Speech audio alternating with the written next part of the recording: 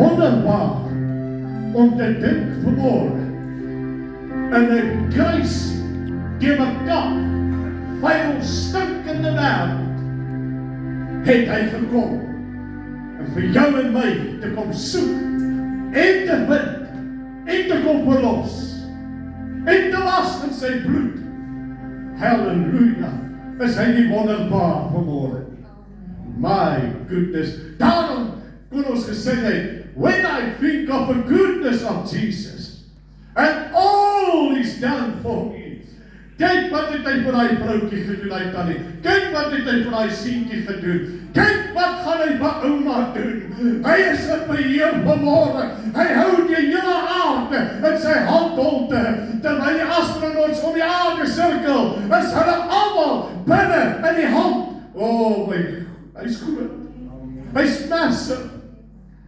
My goodness. Ek kan nie dink, hoe kan ons op vanmorgen stil sit in sy teenwoordigheid en ek weet nie wat maak jou bly nie. Maar dit vanmorgen hierdie getuienis hoor. Dis wat ek wil hoor uit hierdie bediening uit. Dis wat ek wil hoor na die unity. Daar die terugkom op 'n Sondag, op 'n Woensdag aand. Die Here was groot. 'n kind het amper gesterf in 'n karongeluk. Hy het basies sy hele vakansie in 'n ICU. Maar God is groter as die ICU. Hy word nie geïntimideer deur 'n ICU of 'n prognose nie. Hy is God. Ons moet hom vasvat op sy woord vanmorgen, man. Amen. Amen. Kyk hoe gaan dit met God. Maar hy trek alself aan. 'n maand, dit is nog nie eens 'n maand nie. En hy trek alself aan. Hy roep al.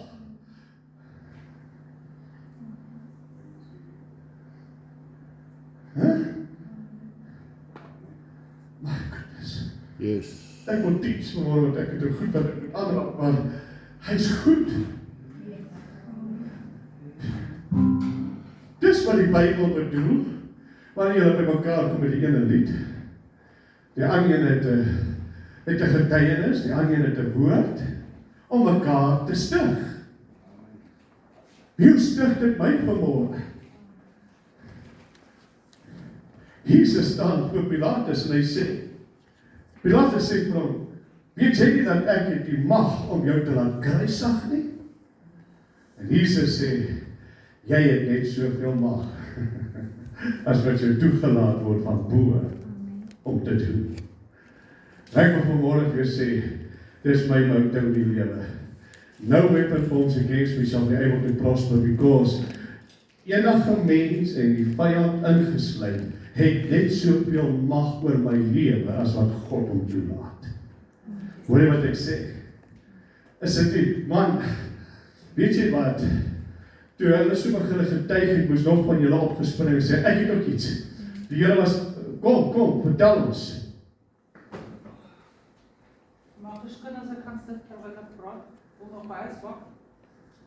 Woensdag, donderdag, my maag verskriklik veel die hele dag. Ek dink dit was so 5 uur, 6 uur se kant toe ek die e-mails gedruk. Jy weet mos daai gevoel van jy het nou iets nodig om die winde uit te bring. Ag, dit is 'n halfuur en dan toe ek verskriklik naar. Daai aan, donderdag aan. Kon ek nie slaap nie. Hier sit tussen 11 uur en 3 uur. Hierdie 3 vingers van my daai snaakse sensations gehad. Ek het snaaks gevoel met my gesig gehad en ek het gedruk om my bors. Alles in die linkerkant. En al wat ek kon doen is net sê, Here, okay, nou moet ek net terugstap. Easter weekend, die pastoor Fernie vir my gesê, ek wil nou nie huil nie. Hy het vir my gesê, die Here hoor my. Al die dae wat ek op langs die kant van die bed sit en net sê ek kan nie meer nie, die Here hoor my, hy gaan my een van die dae antwoord. Nou lê ek op my bed en sê vir my, Here, as hierdie my antwoord is, asseblief moet net nie laat dit seer wees. Ek het om Vrydagoggend opgestaan, sonder dat ek iets wil gekom het. Ek het mense nie slaap geraak. Amen. Maar ek voel nog, Vrydag was ek verskriklik swak geweest. Ek het alles in slow motion gedoen. En ek voel nog steeds effe die tyd drukking hier so op my bors. Maar ek weet die Here is goed, hy gaan ons kyk. Amen. Kan ons julle aanbeveel?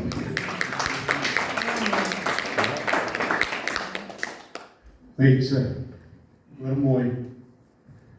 Ek wil eers sê, Marius, julle, baie dankie. Hoe julle almal ontvang het vanoggend. Ek waardeer dit uit my hart, dit is pragtig. Dit is regtig 'n baie oulike boekmerk. Ek het so baie papier in my Bybel vir boekmerke. Julle kan vir my maar nog 'n klomp gee, hoor. Ek gaan my vinniger by my tekste uitbring.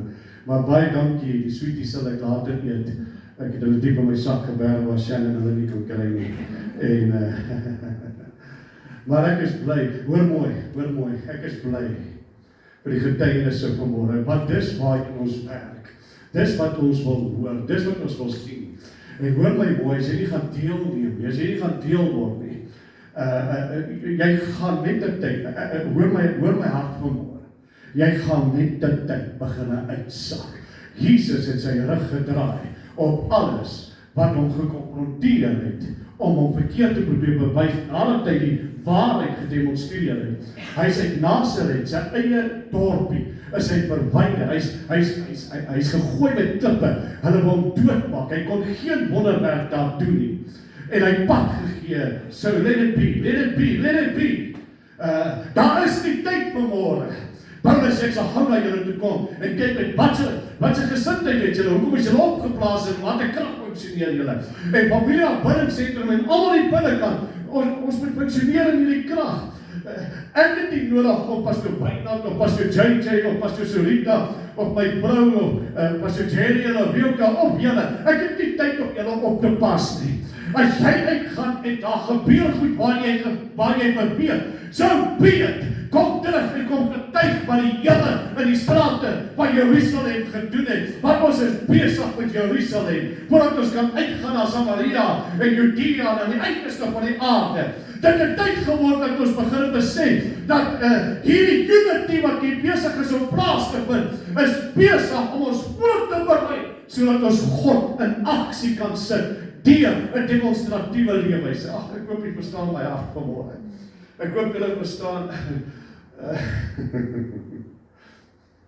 Ek is jammer, ek is jammer dat ek is jammer.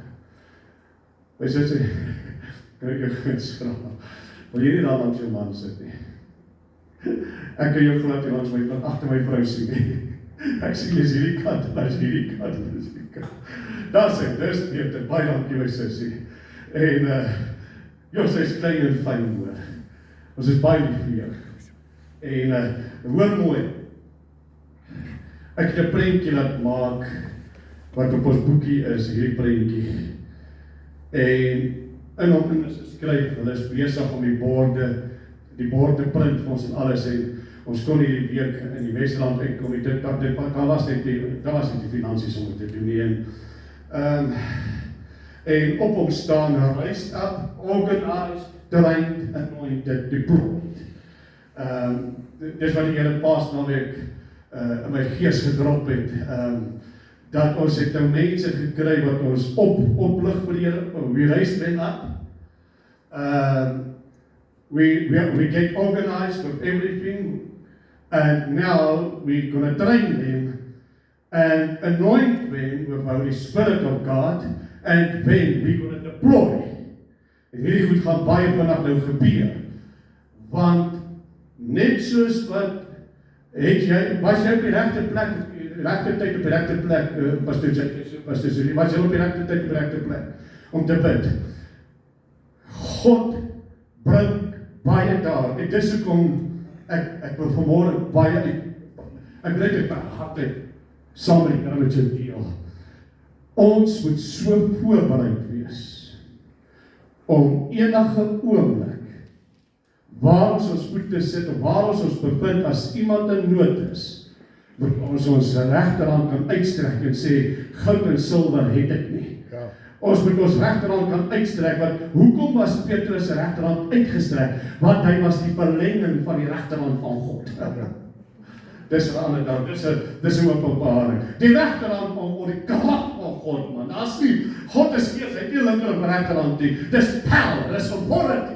En ons is veronderstel om in 'n daaglikse lewe die regterhand van God te wees, wat uitreik wanneer iemand in nood is en sê, in Jesus naam. Amen. Ons het die naam. Hallo? Gisterand, my vrou was op kamer toe en ek het gesit te wag en ek het dopgehou die onderhandelinge in Pakistan tussen Amerika en Iran maar hulle het reg deur die nag dit was 12 ure so onophoudelike onderhandelinge wat ek wag vir die uitslag en ek is toe daar op kamer toe en vanoggend vroeg toe gaan kyk ek gou wat sê die nuus en dus toe net sy die waans praat en sê geen ooreenkoms is bereik nie. En ek wil vandag vir julle sê, maak julle gereed, berei julle voor, fisies en emosioneel en geestelik, dinge gaan nie beter word nie. Hierdie boek verklaar dit.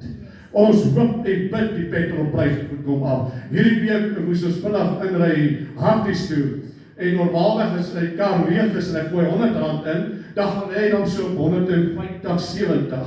Toe ons hierdie week R100 diesel ingooi, toe gaan hy op 90. Ons het dit net julle weer gemaak. En hoor my mooi, dit gaan nie verander nie. Maar waar ek en jy beweeg, kan dinge verander. Waar ek en jy ons voetsole neersit, hierdie aarde en alles daarop behoort nog steeds aan God, toe ek laas in die Bybel gekyk het. Psalm 24. En ek en jy moet ons voorbereid dat ons gaan moet saam staan en baie keer laat God dinge toe om juist eenheid te bring, dat ons met mekaar moet kyk en mekaar moet omgee, mekaar moet oplig, want hierdie is die uur waar die Here die ware aanbidder soek, wat om 'n gees en waarheid aanbid. Ek het 'n klomp tekste wat ek net vanmôre wil deel en net 'n paar goed met julle. Ek wil net noem dat Sondag 10 April. Asseblief, die 10 April, merk dit by julle dat ons gaan kyk om soos 'n gemeente ete te hou. Next year. Hè? 10 Mei, die 10de Mei, sorry. Die 10de Mei gaan ons kyk om direk na die diens wil ons 'n vergadering hou met almal saam. En ek kan nie die vorige naam nie, want op hierdie stadium wag ons net vir die goed om in plek te kom. Om in plek te kom en wat ons dalk moontlik by die groot tentbediening gaan bedien in die Parel. So die 10de Mei, asseblief, sit julle datum uit, ons wil graag saam met almal, en die wat hier is, die wil ons 'n vergadering hou, asseblief. Net so familie camp meeting, net so familie bosberaad, so familie ete. En sorg nou maar dat jy iets lekkers gaar maak en saambring, want ons gaan deel. Kyk wat sy Wynand nou vanaf op. Hy het iets gehoor van kos. Prys die Here. Maar kom ons werk saam in hierdie verband. Ek glo daai skaapbraai sal nog kom. Ek glo hy sal nog kom. Maak jou Bybel oop by Amos, hoofstuk 3. Ek gaan soek hier 'n paar skrifte gou hardloop. Ek wil nie so seer preek, ek wil net eintlik vanmôre 'n storie neergesit het. Ek vra almal moet om my kom sit en ek wil net teach en daar was baie goed hierdie afgelope naweek gepreek. Daar was vrae gevra. Daar was mense wat werklik waar gevoel het dat dit 'n ontmoeting met die Here gehad. Amos hoofstuk 3, dis toe in die Ou Testament, by die profetiese boek. Die mikrofoon gaan aan en af. Maar in elk geval,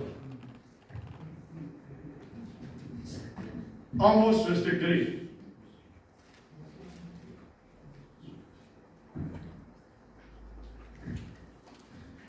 As jy dit sê, amen. Nou kyk nou gou eers almal van my. Wie het Paasnaweek geniet? Alright. Met wie het die Here gepraat? Wie voel hulle het God ervaar? Okay? Nou gemeet aan standaarde. Kom help my nou uit. Kom julle tweetjies toe agter. Kom help my nou uit. Gemeet aan standaarde. Sien nou. Ons was net toegelaat in die voorhof. Johan? Right. So, ons moet nou van Paasnaweek af aanbeweeg. Ons het agtergekom, Paasnaweek was eintlik hierdie jaar net bedoel vir die familie. Ek sê elke aand nie, wat het uitgekom. Ons is mos familie. En daar was nie soveel buitestanders wat deel was nie.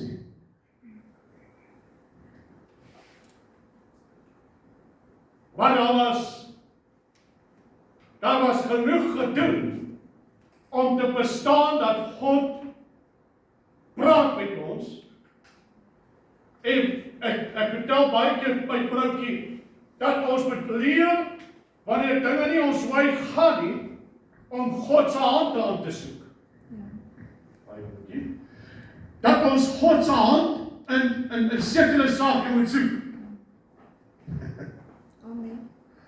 En ek is 'n persoon wat baie fyn luister wanneer predikers preek en ek luister baie fyn wanneer daar geprofeteer word, wanneer daar 'n woord gegee word, wanneer daar visioene en drome gegee word. Maar die Bybel leer my dat ons moet alles weeg met die woord van God. Dis ons maatstaf. En my hart is al van die begin af, van laas jaar Augustus al. Sal julle onthou nie en Helene, ek het die hele tyd gepraat oor unity, eenheid. Want as eenheid in die hemel 'n prioriteit is, dan moet eenheid op aarde 'n prioriteit wees. Ek wil verder gaan en vir jou verklaar dat wanneer ek hierdie paar skrifte gaan behandel, gaan ek jou na iets toe vat om jou te verduidelik dat Jesus gaan kom vir 'n bruid wat in die naam van Jesus gedoop is, nadat hulle bekeer is, en heilig lewe en gevul is met die Heilige Gees. Ek het hierdie week Dr. Kay Bernard sy boodskap uitgestuur wat hy praat oor hoekom sukkel mense om gedoop te word met die Heilige Gees, en hy rest my case. Ek kan nie die Heilige Gees dooping vir jou gee nie. Ons kan net vir jou hande oplê en die Here doen die werk. Maar as daar skeiding is tussen jou en die Here, as daar enige vleeslike probleem tussen jou en God is, kan hy jou nie doop met die Heilige Gees nie. Kom pastoor, help my op ek reg is. En ek wil hê met die prentjie kry. Die arbeiders is min terwyl die oes ryp is, sê die Bybel. Ja. Maar hoor mooi. Die oes wat ryp is gereed om 'n hoog te ontvang van elke geredde arbeider wat in die naam en die krag en die autoriteit en identiteit van Jesus funksioneer. Hosea. Bly by my. Ek kan hierdie oomblik by standaarde verslap en ons maak hierdie plek vol mense en ons juig, want ons het nou baie mense. Of ek bly by die meetsnoere wat Jesus neergelê het, die standaard.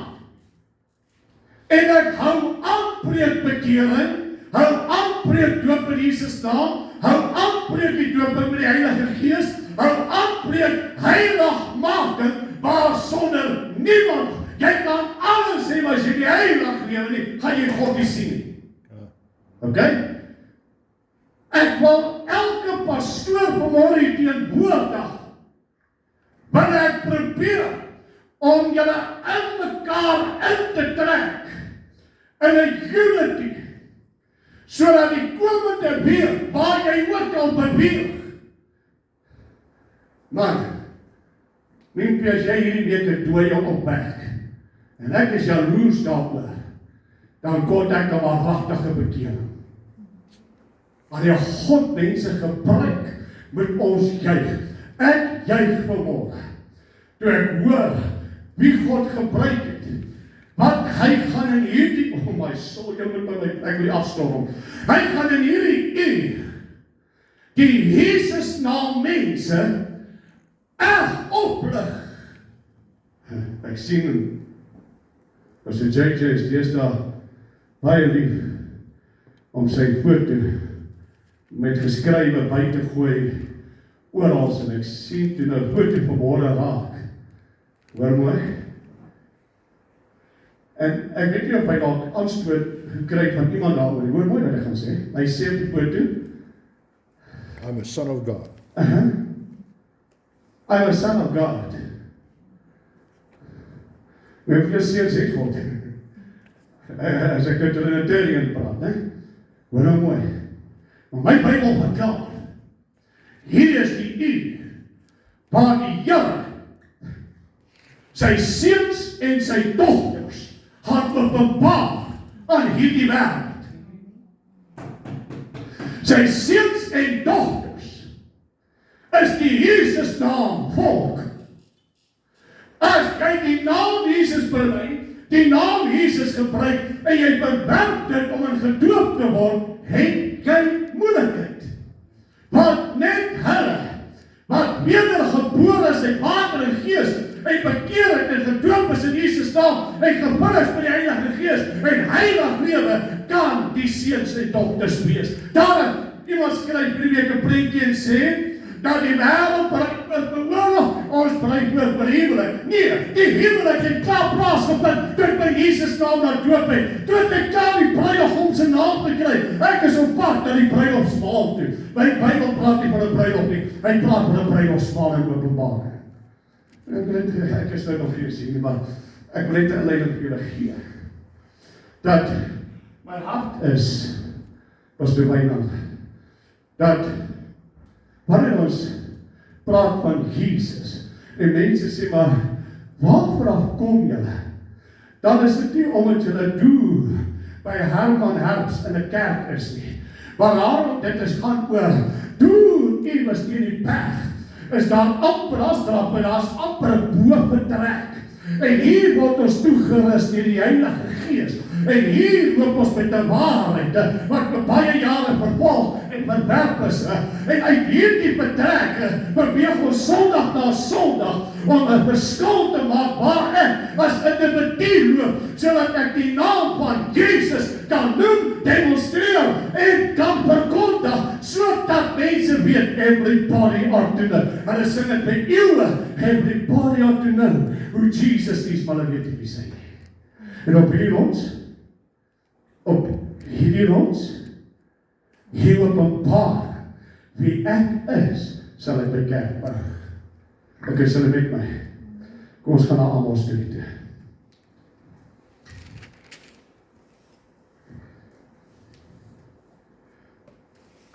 Hierdie vers 12, nie daai versie.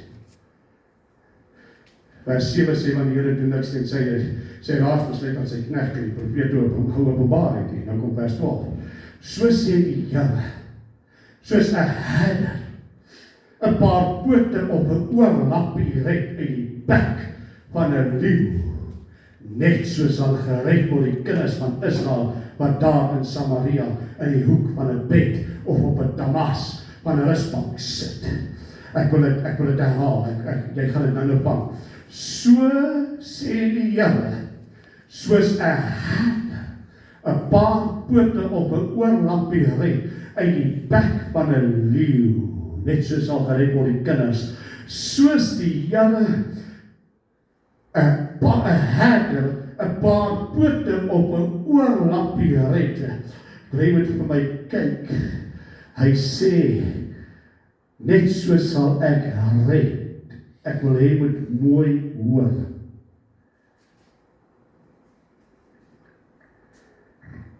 Dit maak nie saak hoe ver daardie mens die Satan verskeur is of ingesluk is nie. Die Bybel sê in die boek van Amos, die profeet Amos, wat bekend staan as die herder van herders, waar hy in die openbaring gee dat God ons herder is, soos Dawid het gesê in Psalm 23, die Here is my herder, ek sal niks ontbreek nie. Wil ek eers vanmôre vir jou verklaar, dit maak nie saak wat jou pad langs gekom het nie, dit maak nie saak hoe ver jy ingesluk is vanmôre. Ek sê ek soek 'n deurbraak, ek soek 'n oorwinning, ek voel ek kan nie meer nie, ek voel ek wil opgee. Maak nie saak of net 'n stukkie van jou oor uitsteek nie. God sê, ek sal jou uitry uit die kake van die dood en ek sal jou oplig. En net so wil God vanmôre siele uitry en hulle wat teruggeval het, uitry. Ek wil net vanmôre baie mooi hoor, daar is mense wat jou vanmôre dophou. Of jy practice what you preach. Daar's mense wat ek in jou dophou om te sien of jy werklik heilig lewe. Ons lewe nie 'n lewe van vertoon nie. Ons lewe 'n lewe van demonstratief om Jesus te demonstreer en nie myself nie, because it's not about me. But there's people watching you. Hulle hou jou dop wat jy's 'n brief aan die wêreld, sê Paulus. Jou gesindheid, jou optrede, hulle wil weet, is jy wie jy sê jy is? Hy sê, als dit dan uit 'n pootjie uit, sê Amos, sal ek daar 'n pootjie uitruk. Maar pastoor, laat ek 'n pootjie oorgebly. My God is by magte om alles weer bymekaar te sit wat by daai pootjie pas. Bly by my. Hy's by magte om daai oortjie wat uitsteek, hy lappie van die oortjie wat uitsteek. Hy's so awesome en dinamies. Hy kan weer alles bymekaar sit wat by daai oortjie gepas het. Ek wil vanmôre weer sê, Lazarus lê dood. Hy stink al. Maar Jesus sê, just show me the leftovers. Hy kan ontpunt in daai hitte van Jerusalem. Daar's nie koelkamers gewees nie. Hy stoek vir hom 'n lamp, hy lê in die graf, 3 dae, 4 dae later, kom Jesus daar, en hulle huil in hulle hande kere. En Jesus sê, het ek nie vir julle gesê, hy wat glo sal lewe nie. Maar julle, ja, in die dag van die opstanding sê, maar ja, ek is die opstanding in die lewe. Ek wil dit vanmôre vir die kerk sê. Ek wil vir elkeen in die oog kyk en vir jou sê met jou bediening en wat die Here jou kan voorgeroep het. Hy is die opstanding in die lewe vanmôre om jou te revive en weer terug te gee 7voudig wat die duiwel van jou gesteel het. Hy is bereid vanmôre om die pootjie wat jy uitsteek te hou toe. Hy is bereid om die pootjie te gryp en jou te herstel en te sê, ek gaan jou herstel, sterker en groter as ooit tevore. He will revive us. Daarom moet ons dieselfde taal praat. Daarom moet ons dieselfde evangelie verkondig. Daarom moet ons dieselfde gesindheid hê as wat Christus gehad het. Maar julle wat ek sê vanmôre, julle kyk my alles op my dit nie kan doen nie. Is dit daarom kom daar lanklaas wonderwerke gebeur het. Lanklaas gesien het hoe Paul kankers het. Lanklaas gesien hoe staan dooies op. Maar ek wil vir jou sê, 'n kind wat amper dood is hierdie weer wakker. Hierdie kind leef. Hoekom? Omdat iemand op die regte tyd op die regte plek was, wat gesê, daar steek dalk net 'n pootjie uit daar in die ICU, maar God sien daai stukkie oorkeer aan, en hy gaan om by die handvat te sê, ek rig jou op. Kom aan. As hy dit vir hy kind kan doen, as hy dit vir hy tannie kan doen, as hy dit vir jou ouma kan doen, as hy dit vir duisende voor ons kan doen, hy is nog steeds die God wat spesialiseer in die onmoontlike. Hoor mooi. As Here wys my, hier so iewers, 'n pyp bars, en die water borrel uit. En niemand kan dit stop nie. Dis wat God hier wil begin doen. Water wat uitborrel, uit 'n bodemlose put, lewende makende water, strome van lewende waters wat uit, hoor mooi, hy praat met jou profeties, dat God wil hier laat water uitborrel, hy wil hier 'n vuur aan die brand steek, want ons net elke Sondag kom skep, en dan gaan ons op in ons hooi, en ons gaan doen, dit waarvoor hy ons geroep het, en Sondag kom ons terug, en ons sien die resultate, ek wil jou sê, daar mag dalk die duisende inkom nie, maar die individue, wat waaragtig met God in pad wil stap, sal saamkom. Die Bybel sê baie is goed, maar weinig is uitkies. Die Bybel sê Jesus, dat die poort is nou, die pad is smal, en bitter min dit. Dis die allemaal wat met ons sê, Here wat ingaan, hoor mooi, hier die seuns en dokters van God, is 'n klein groepie, ek gaan dit nou op jou bewys, dis 'n klein groepie. Pas het jy nou nog 'n preek, gepraat in Amerika, was die klein kerkies. Pas het jy sê, dit met 'n loud ja of nee. Wat die krag in daai kerkies teenwoordig. Ja, yep. Ons dink ons moet duisende wees voor God werk. Weet jy wat? Dit gaan nie meer vir my oor getalle nie. Dit gaan vir my oor mense wat opreg is met God. Ja. Ons kan 200 sit en die mense gaan uit soos het hulle gekom het. En ons kan preek soos ons wil. Maar hoor my mooi, wanneer hierdie groep mense gevang het by die Here is en in sy ritme kom en in die lewende waters kom skep en van die vuur kom vat op hulle as altare en hulle gaan uit, dan moet daar iets gebeur op buite. Ek gaan dit weer bewys. My Bybel sê in Handelinge 1. Ek gaan weer iets lees. Handelinge 1. Wat is die hoofopskrif van Handelinge 1? Kan iemand gou vir my kyk?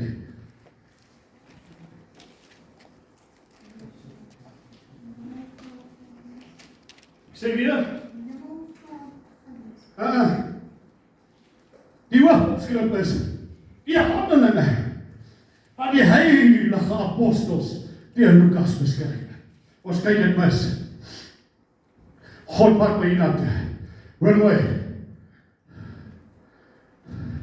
Hy sê in Handelinge 1, vers 3, aan wie hy ook na sy lyde om lewend betoon het deur baie kentekens terwyl hy gedurende 40 dae hulle beskyn het. Hoor mooi, aan wie hy na sy lyding hom lewend betoon het. Kyk goed vir my. Was ek en jy nie dood nie? Het ons het nie nou nog gesing nie? Dood, he touched me. Oh, he touched me. Dood, deur ons misleidings en ons sondes en ons trots en ons eie, ons was dood. Waarom het jy jouself lewendig gaan betoon? Ek vir die wêreld betoon, hy wat in my is groter as hy wat in die wêreld is.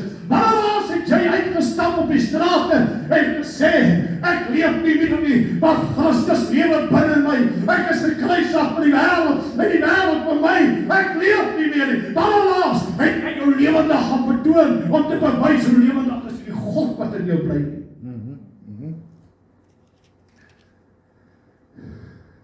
Ons wil siele wen. Die enigste manier hoe die apostels siele gewen het, hulle het Christus gaan vertoon deur hulle leefwyse. Waar hulle gekom het, was daar geweldige chaos in die dorpe. Gaan lees die geskiedenis van die kerk. En mag God ons help dat dit nooit die geskiedenis bly nie. Want die geskiedenis van die kerk is die wortel wat ek jou vanmôre voeding gee. Die geskiedenis van die kerk is die geskiedenis, is die wortels. Jesus sê, onthou net, dis ek wat julle dra, dis nie julle wat my dra nie. Ek is die wortel van Dawid. Jy geweet, as jy 'n makolyfboom vat en jy eet hom in by 'n willeolyf, sal hy nie groei nie. Dis teen God se natuur. Maar vat die willeolyf, my sussie, en ent hom in by die magolyf. Wat is ek? Maar die wortels te gaan sê die Here. Van 'n maas het jy besef, hy kan nie gered, net om die banke warm te sit nie. Van 'n maas het jy besef, hy kan nie net gered om by die huis te sit nie, maar waar jy in die dorp loop, hierdie disippels, hierdie apostels, was gewone manne soos ek en jy. Hulle het gewone lywe gehad, hulle het gewone hare gehad, hulle was mense soos ek en jy. En wat is dan die verskil? Dat God hulle so magtig gebruik het en nie vir ons nie. Ons het te veel goed wat ons aandag besig hou en af te trek. Dit kos 'n prys om met die krag van God rond te loop. Lees weer daai opskrif.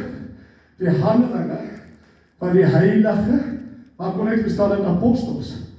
Maar daar moes staan heilige apostels. Hoekom? Nie maar die paus in die Rooms-Katolieke Kerk hulle heilig verklaar het nie. Nee, hulle is heilig, omdat hulle gehoor het, ek is heilig, en jy moet heilig lewe, want sonder heiligmaking sal jy heiligmaking beteken, ek is afgesonder, I'm separate, een kant toe, heiligmaking, laat my anders optree en praat en lyk as die wêreld daar buitekant. En ons kan hierdie ding beklei, ons kan hom weg, maar modesty gaan God hom herstel, soos dat hy dit wil herstel het, want hy gaan weer sy kinders kom met hulle beklee, omdat hulle naak staan voor die wêreld. En is vir God 'n gruwel. Want ons lyk net soos die wêreld. Lyk by my, hoor mooi, het julle gelees as daar, die Handelinge van familie aanbiddingsentrum, van die heiliges, van die familie, kom help my nou moet julle my help preek, kom, julle moet my nou help preek, die Handelinge van sy kinders, van sy seuns en dogters, het julle gelees wat Johannes 1 vers 12 en 13 sê, almal wat hom aangeneem het, aan hulle het hy mag gegee, om kinders van God genoem te word, kom maar, aan hulle wat in sy naam glo. Wat is daai naam? Hoor julle wat ek sê vanmôre? Ek wil jy moet verstaan wanneer jy klaar is met hierdie woord, dat jy het net soveel autoriteit en gesag as wat enige prediker het.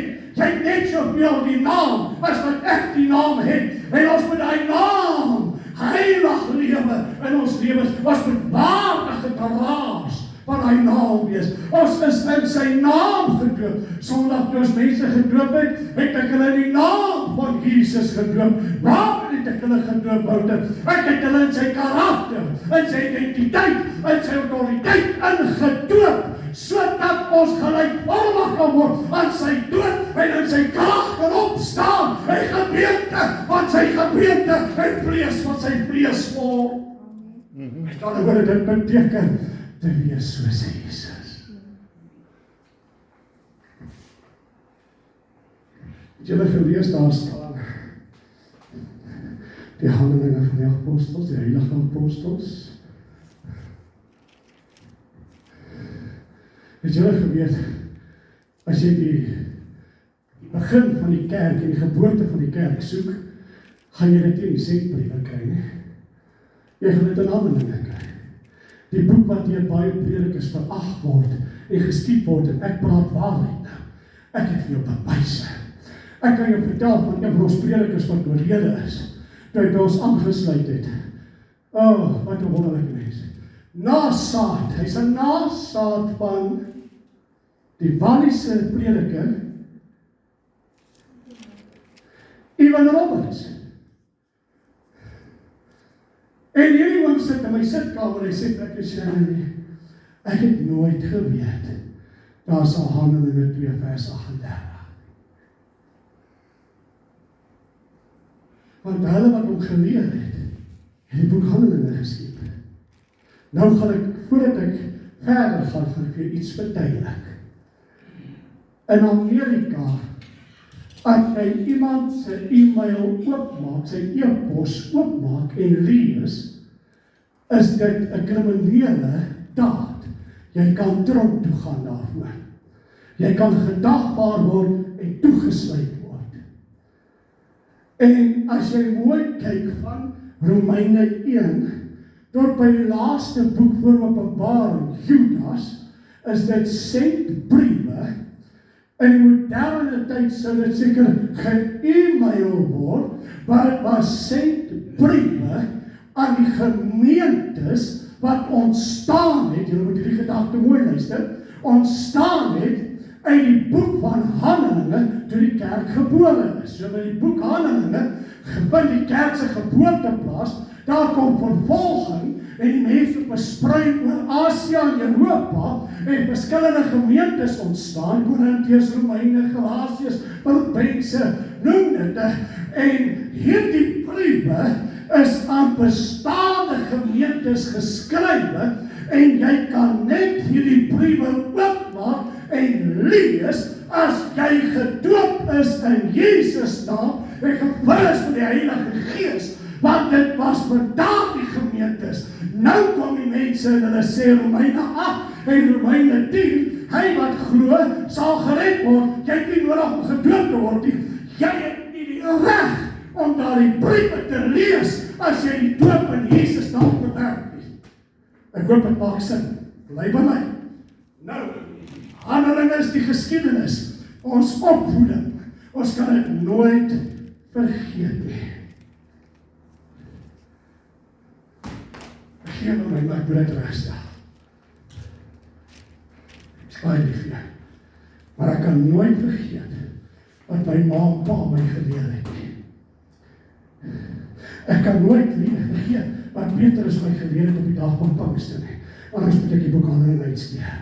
Daarom kan ek ook nooit vergeet wat my kerk en weer groot geword het, hier presies, my geleer het nie. Want dit was my vormingsjare, dit is my heritage, dit is my fundament wat hulle geleer, en ek kan dit nooit uit my lewe uitskryf nie. Ek kan net getuig, dit was goeie jare, dit was wonderlike jare, dit was my vormingsjare, en vir duisende miljoene wêreldwyd nog steeds.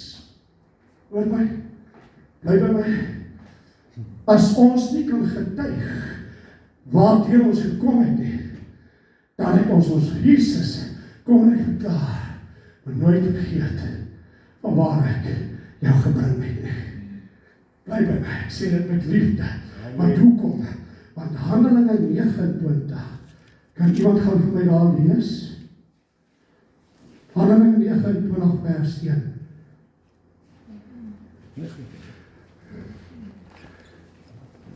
So jy lees gou by Handelinge 29 vers 1. Laat ons dan nie slaap soos ander nie, maar laat ons waak en nigter wees. Daar is die een. Kan iemand vir my gou die laaste versie van Handelinge 28 lees, vers 31? Lees my vers 31, Handelinge 28.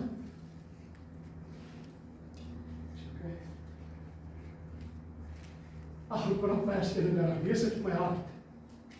En terwyl hy die koninkryk van God gespreek en onder hulle gegee het, al gaan die Here Jesus Christus met volle vrymoedigheid sonder enige verwydering. Iets kort moes te so dit. Iets kort. Hierdie is nie 'n kerk nie. Ek het gisterand vir die Here gevra, Here, hierdie is nie nog 'n kerk of 'n gemeente nie. Nee, hierdie is 'n evangelistiese bediening waar ek soek 'n dieper antwoord. En daar lees hy dit, hulle is nie op my notas nie. Ek het dit nie beplan nie, gee die Here die antwoord. Ons is besig om die koninkryk van God toe te wys. Ons is besig om mense te leer hoe om in die koninkryk van God te funksioneer. Daarom moet ek binnekort by die teaching begin oor die koninkryk van God en hoe dit werk en hoe om in dit te lewe en hoe om toe te tree. Bla bla bla. Maar hoor my mooi, maar het julle gesien, daar kort iets. Kom nou. Elke boek wat eindig in die Bybel, in die Nuwe Testament, eindig met Amen. Nie Handelinge 28 nie, Want die kerk het nog nooit gestop om te reproduceer van Handelinge af nie. Die kerk het nooit gestop om die kerk te wees van Handelinge af nie. Daarom openbaar ek dit vanmôre aan julle, dat ons heritage is belangrik en ons toekoms is net so belangrik. Ons kan nie vergeet waarvan ons kom nie, en ons kan nie vergeet waarheen ons op pad is nie. En daarom verklaar ek weer, dat enige iemand wat nie die boek Handelinge bestudeer het en toepas nie, kan nie die sendbriewe lees nie. Want dit is nie van hulle geskrywe nie. Ek en jy is die voortsetting van die boek Handelinge in hoofstuk 9. En tereg het Pastor JJ nou gedink, hy gryp gou na 'n paar woorde, maar tereg het hy gesê, laat ons dan nie slaap soos hulle wat. Kan jy agterkom, wanneer ons saam preek en in die gees is, en iemand bevestig iets, en ek sê dit nie om sy ore te streel om te sê, mooi nie, ek sê vir jou, dit wat hy gelees het in Handelinge 29:1 is, ontwaak jy wat slaap. Ontdek wie jy in Jesus is. Ons kyk pastoor by my. Ons is Handelinge 29. Ek soek nog steeds om die Bybel en hy sien. Want daar sit hy. Ons is die kerk.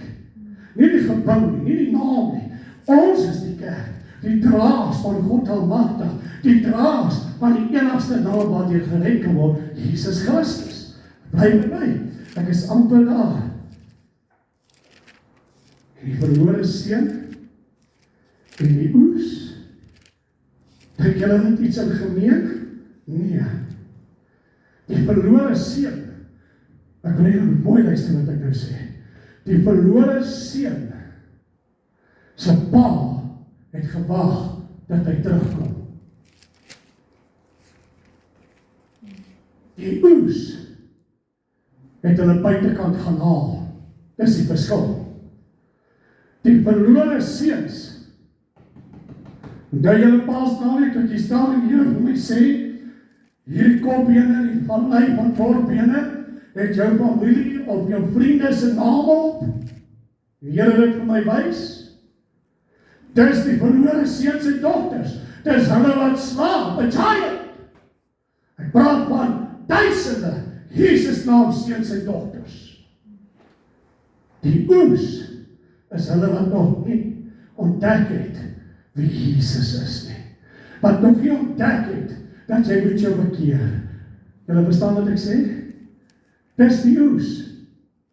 Dis die oes. Markus 1. Wat dink julle wat is die boodskap wat daar buitekant moet gepreek word dan? Kan iemand dit vir my verklaar? As ek een woordjie.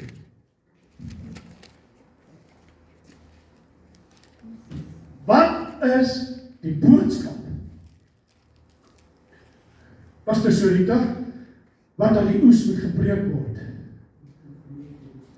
Hallo? Markus 1 sê Jesus,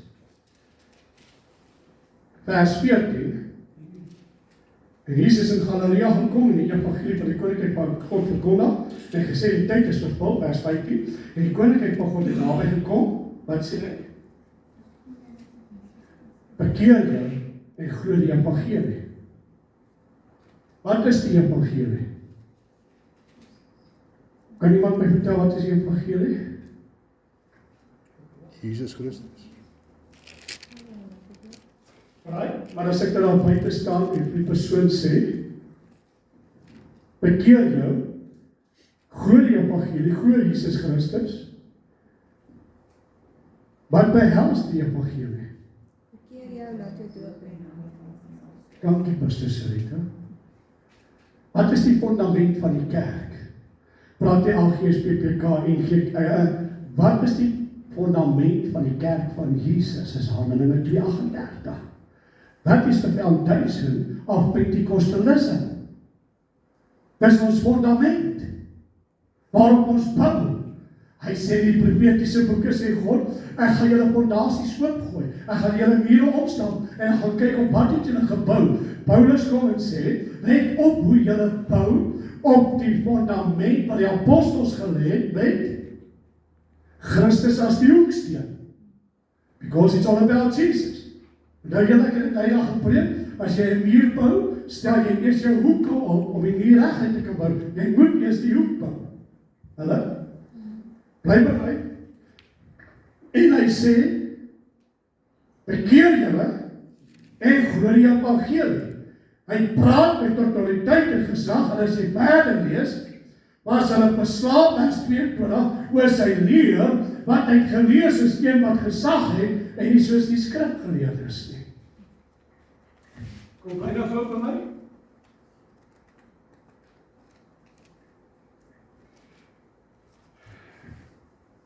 Sê ek die pastoor JJ, ne? Wat grade het hy so? Seker reg?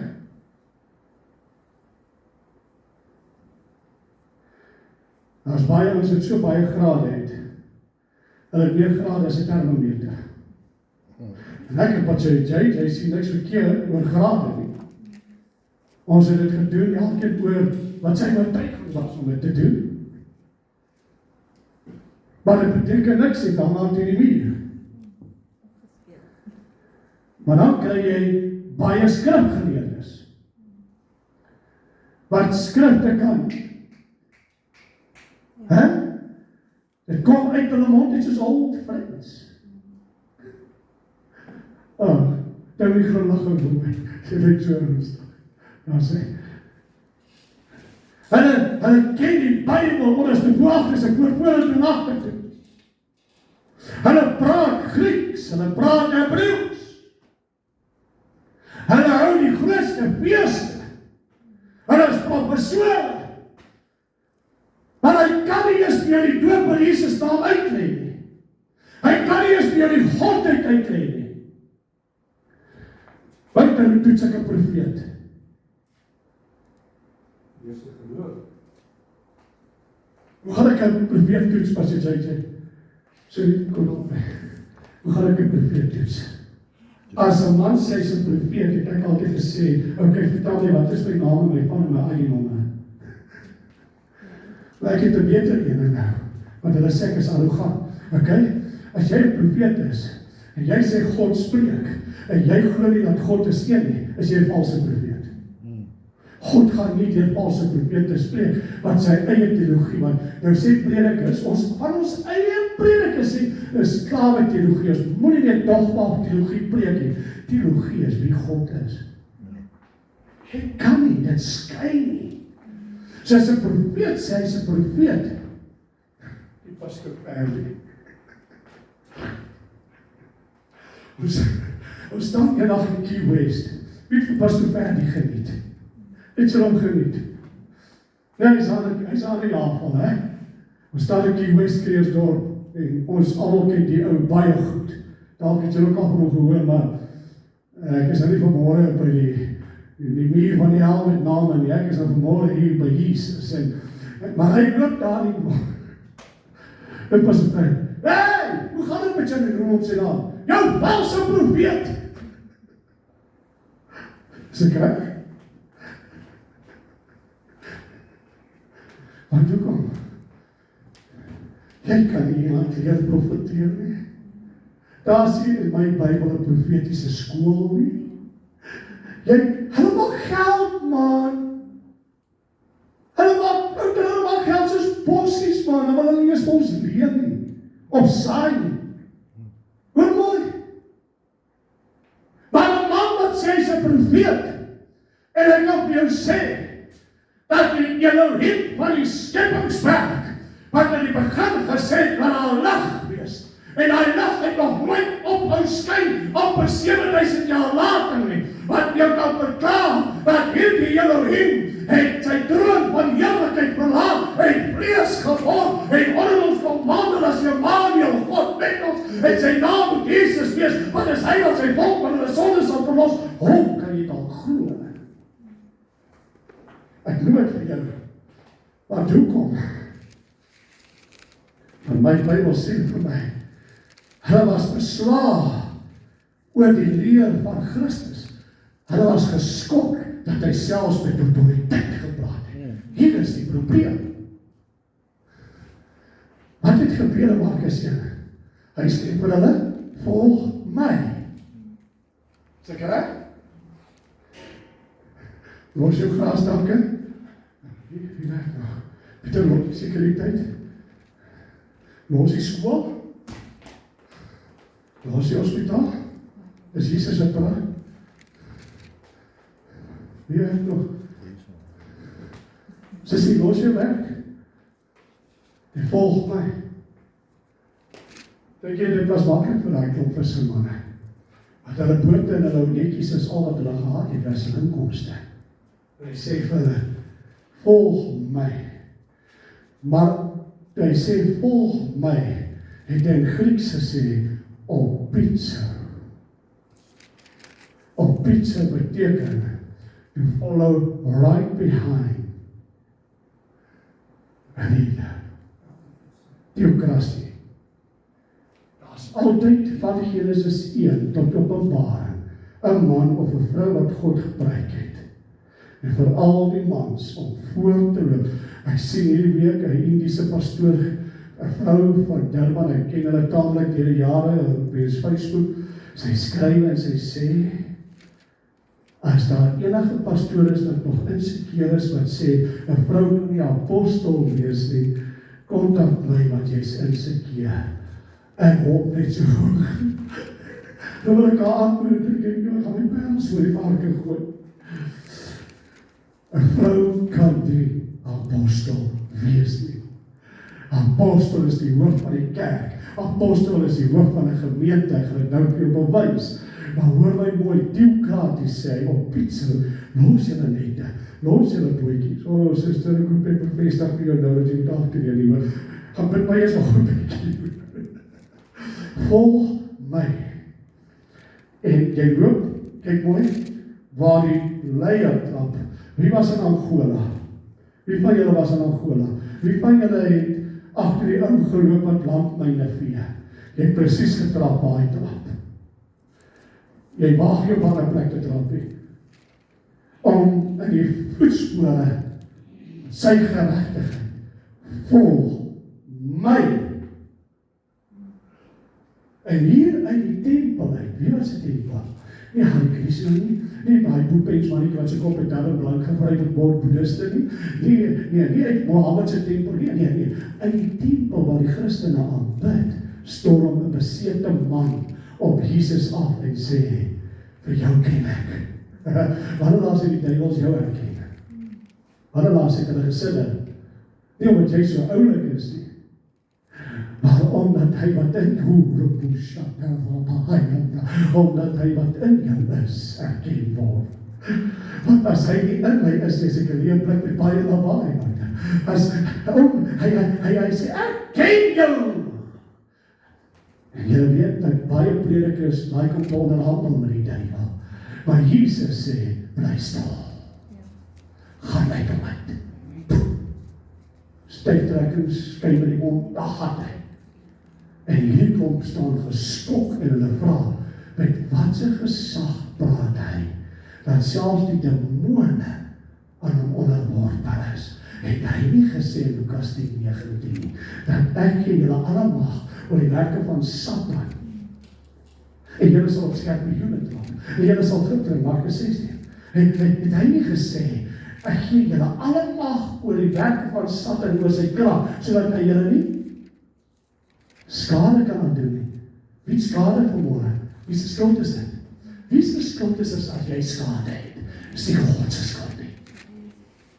Want jy loop dalk nie in die voetspore van geregtigheid nie.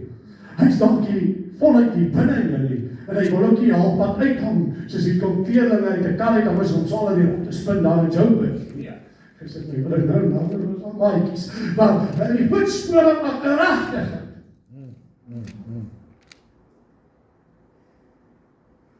Met gesag en autoriteit. En om in gesag en autoriteit te loop, beteken ek moet 'n toegewyde lewe lei met Christus. Daar is die tyd vir die vlees nie. Dit kos 'n prys, julle weet, dit kos 'n prys, is altyd lekker die man, wanneer ander rugby sit en kyk, hulle blou verloor, maar moet jy partykeer die TV afsit en gaan afsonder. Hoor mooi. Hy sê, ons moet nie baie leermeesters wees nie, want daar wag 'n groter oordeel op ons. Kan julle gou saam met my blaai, 1 Korintiërs 13, wie onthou wat sê 1 Korintiërs 13?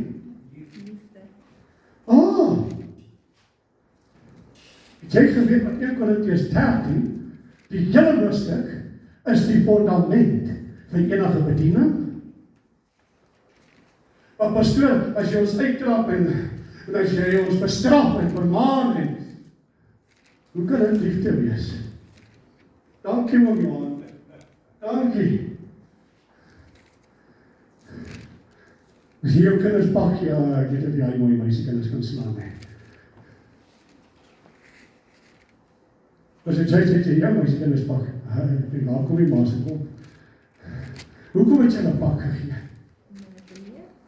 Om hulle te leer, want sê, jy is so lief vir daai kind, want jy wil nie hê, dit wat hy verkeerd doen, moet hom verongeluk nie. Dig die wat jy lief het, die liefde, hy sê nie, hy het niemand uit van liefde, ek gaan dit nie nou alles lees, maar ek wil nie dit gaan mooi lees, ne? En dan gaan kyk jy waar dit alles gaan, wat is hy vers 11, toe ek, 'n kind was, het ek gepraat soos 'n kind, gedink soos 'n kind, geredeneer soos 'n kind, maar nou dat ek 'n man is, het ek die dinge van 'n kind afgelê. David sê, he teaches my fingers to war. God kan die kinders gebruik nie. Die Bybel sê, as moet soos 'n kind word om die koninkryk te beerwe, is ek reg. Hy het nie gesê kinderagtig, hy sê moet soos 'n kind word. Hy sê, toe ek soos 'n kind was, het ek die dinge gedoen vir kind, praat soos 'n kind. Vers 13, en nou bly geloof, hoop, liefde, hierdie maar die grootste hiervan is. Die liefde. Ons kan die eenheid van die Godheid, die doop, ons kan alles hê, as ons die liefde het. En liefde beteken nie, om iemand op die skouer te pat en sê, ag, ek weet jy was so verkeerd, was van daai, gaan maar net aan. Nee. Liefde beteken, om te korrigeer, om te weerlee, om te reg te wys, in die volle geregtigheid van God, en sy saligheid. Bly my julle met my? Efesiërs 2 vers 18. Kom ons kyk gou daar. Ek gaan nou deur al die skrifte hardloop, want ek raak nou honger. Ek het nog nie geëet nie. Vers 18, want deur hom het ons albei die toegang deur die een gees tot die Vader. So is julle dan nie meer vreemdelinge en bywoners nie, maar medeburgers van die heiliges en huisgenote van God. Gebou op die fundament van die apostels en profete, terwyl Jesus Christus self die hoeksteen is. En wie die hele gebou goed saamgevoeg verwys tot die heilige tempel in die Here, en wie julle ook saam opgebou word tot 'n woning van God in die Gees. Het julle nie geweet dat julle liggaam is die tempel van die Heilige Gees, 1 Korintiërs 3:16, en die Gees van God bly binne julle nie, maar dis nie waar dit bly nie. Nou is ons 'n paar liggame hier by mekaar. Nou begin ons pilare word van 'n gebou, wat gebou word om God te eer, sodat hy tussen ons in ons lofprysing kan woon. Ons is mede huisgenote.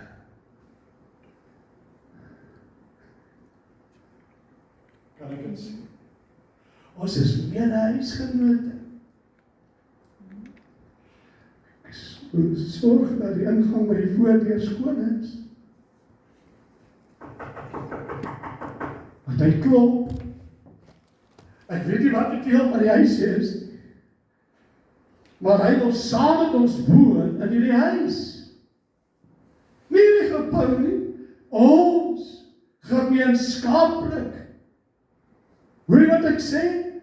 Dis waaroor eenheid gaan. Om een te wees, onder wie God kan woon. Hy sê dan vir ons, in Efesiërs 3 vers 19, in die volgende bladsy, om hierdie rede buig ek my knie leef voor die Vader van ons Here Jesus Christus, want wie elke geslag in die hemel en op die aarde sy naam ontvang. Waar ontvang jy sy naam? Die in sy naam gedoop is. Het jy gehoor, hy sê, dis vir almal, dat hy aan julle mag gee, na die rykdom van sy heerlikheid, om met krag versterk te word, deur sy gees in die innerlike mens, sodat Christus deur die geloof in julle harte kan woon, julle wat in die liefde gewortel woon, in Korintiërs 13 in die liefde gewortel en gegrond is, en julle in staat kan wees om saam met al die heiliges ten volle te begryp wat die breedte en die lengte en die diepte en die hoogte is, en die liefde van Christus te ken, wat die kennis betref, hoor mooi, sodat julle vervul kan word tot al die volheid van God. En mooi. En aan hom wat mag het om te doen ver bo alles wat ons bid of dink volgens die krag wat in ons werk. Aan hom die heerlikheid aan die gemeente in Christus Jesus in alle geslagte tot in ewigheid, sodat hy in ons met sy volheid, wat sy godheid kan woon. Weet jy, lyk iemand waar in die volheid van God woon? Het jy al so iemand gesien? Sy naam is Jesus. Hy kom demonstreer, hy het nie kom sterf nie, hy kom demonstreer hoe ons leefwyse moet lyk. Hallo? En as ons dit vanmôre kan snap, is hy herlewing op ons. Hoor mooi. Hoor mooi. Efesiërs 4, net langsam. Ek vermaan julle dan uit die gevangene in die Here om te wandel waardig die roeping waarmee julle geroep is, met alle nederigheid en sagmoedigheid, met langmoedigheid, terwyl julle mekaar in liefde verdra en ernstig strewe om die eenheid van die Gees te bewaar deur die band van vrede. Dit is een liggaam en een Gees, soos julle ook geroep is in een hoop van julle roeping, een Here, een geloof, een doop, een God en Vader, van almal wat oor almal en deur almal en in julle almal is. Maar hoor mooi, maar aan elkeen van ons is die genade gegee volgens die mate van die gawe van Christus. Eenheid. Vers 11, en hy het gegee sommiges as apostels, ander as profete, ander as evangeliste, ander as herders en leraars. Is julle met my? Is julle met my? Om die heiliges toe te rus. Hoe kan predikers sê die tyd van die vyfvoudige bediening is verby? Die tyd van apostels en profete is verby. Hoekom is die tyd van apostels en profete volgens verby? Omdat God in die laaste 50, 60, 70 jaar was sy offers van die apostel en profeet toegesluit, omdat daar niemand waardig op die aarde was om dit te vervul nie. Want hoekom? Want die lede in die kerk van die hoer van Babylon, die katholieke, was aan die oorhand, was in beheer. Nou wek hy sy seuns en dogters op. Nou wek hy apostels en profete op. Hoekom? En dit hou die ouens sê van die Marikie. Hy wek ware apostels op en profete, wat deur die woestyne van die lewe kom, om die kerk in die bek te ruk.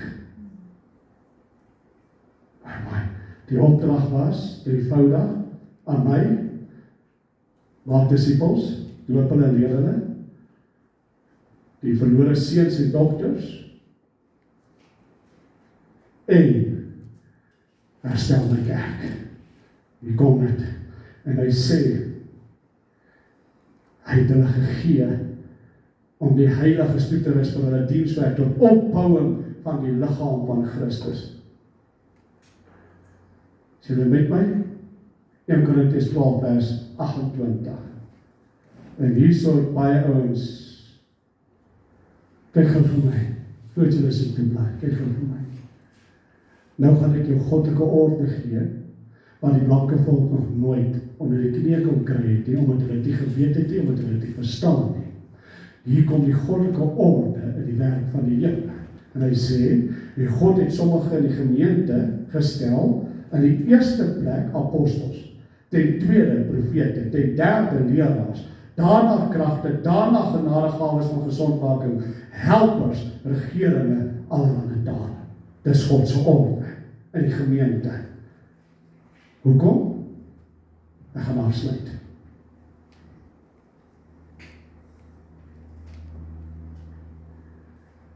Die verlore seun kom huis toe, na sy vader toe. En al wat hy op sy naam het, is 'n diploma van 'n varkoklewe. En die kerk wil hulle nie terug hê nie. Want boetie by die huis, boetie by die kerk, wil hulle nie hê nie.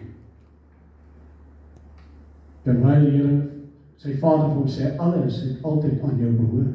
Ek het nie nodig om vir jou vet skaap, jy sien die jaloesie. Hoekom is daar nie vir my 'n skaap geslag nie? Maar alles behoort tog aan jou. Wanneer die verlore seuns en dogters terugkom, moet ons nie jaloers wees as hulle 'n groter getuie het en salwing het en roeping het as ons dalk nie. Alles het nog aan ons nog altyd behoort.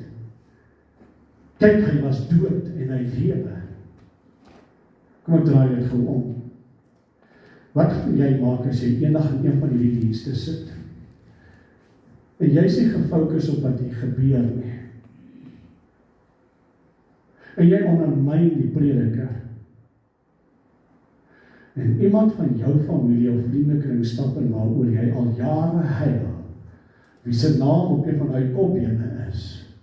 En die atmosfeer is nie reg vir daai persoon om die Here weer te vind en hy draai om en hy loop weg. Dis waarmee God my 3 uur vanmôre wakker gemaak het. Wat gaan jy doen? Kan jy verstaan wanneer ons by mekaar kom by hierdie gebou in? Bring ons God saam met ons. En hy was al reeds hier toe ons gekom het, want hy is alomteenwoordig. Kan jy verstaan hoekom hierdie musiek wat ons sing, hoekom jy moet oorgee? Want net op die regte oomblik kan God iemand instuur oor wie ons al maande huil.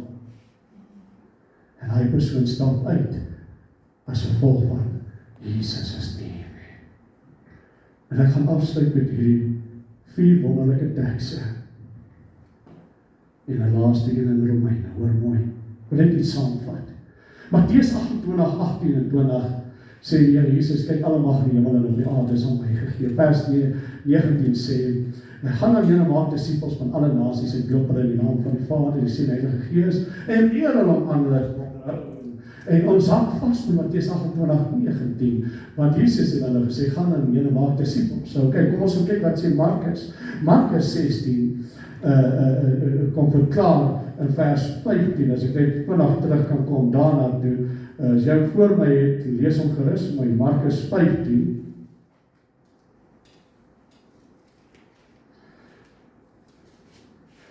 Markus 16 vers 15 sê, en hy het hulle gesê, hoor nou hierdie opdrag, ons bekyk gaan vir my, Matteus, Markus, Lukas, Johannes, alles pas by mekaar in.